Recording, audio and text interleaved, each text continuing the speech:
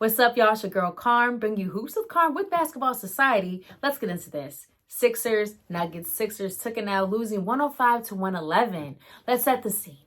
We got Joker. We got Embiid. Sixers and Nuggets in Denver. Philly took game one in Philly. Here we are. It's going to be competitive. It's rivalries week. But you know what happens?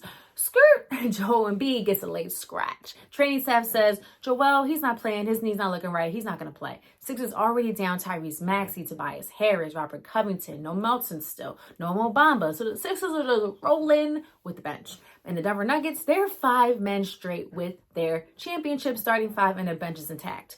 Now, the Sixers had a valiant effort, but why did they lose?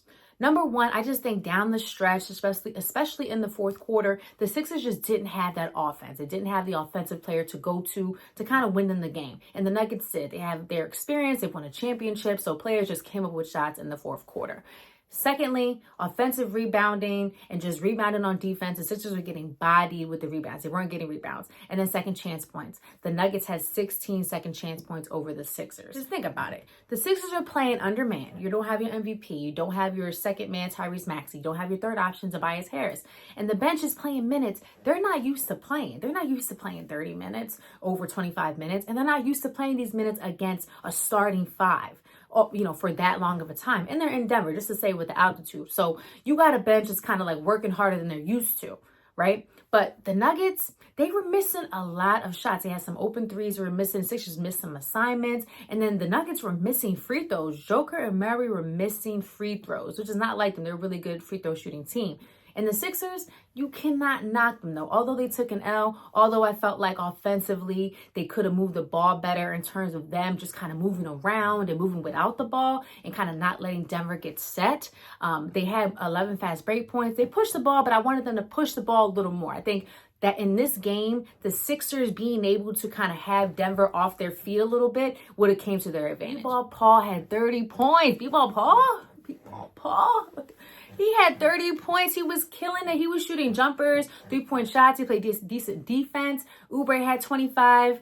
Pat Bev, 17 points, 11 assists. He was making his presence known. He was everywhere playing great defense. Now, Batum had 0 points. That was an issue. You got to score. You got to contribute. Marcus Morris played decent. KJ Martin was he was playing well. He was going to the rack. The Sixers had 60 points in the paint. The Nuggets only had 38. They were attacking and they were really just going at the Nuggets. And the Nuggets, their defense wasn't the best, but the Sixers were really just utilizing them being a gritty, rough and tumble team and going at them. And that's what you got to do when you're not shooting that well or you don't have shooters out on the floor. You got to attack, and the Sixers were attacking. I think that helped them a lot.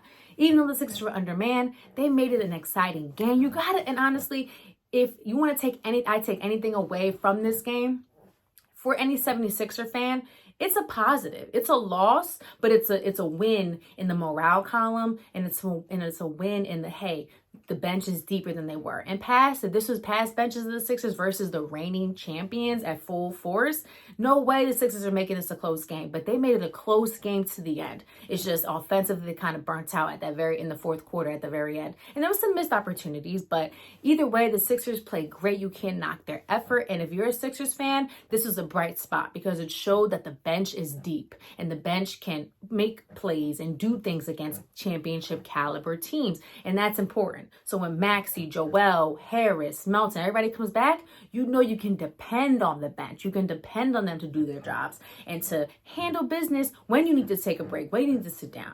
So give up to the Sixers. Play that song. Everybody from Philly.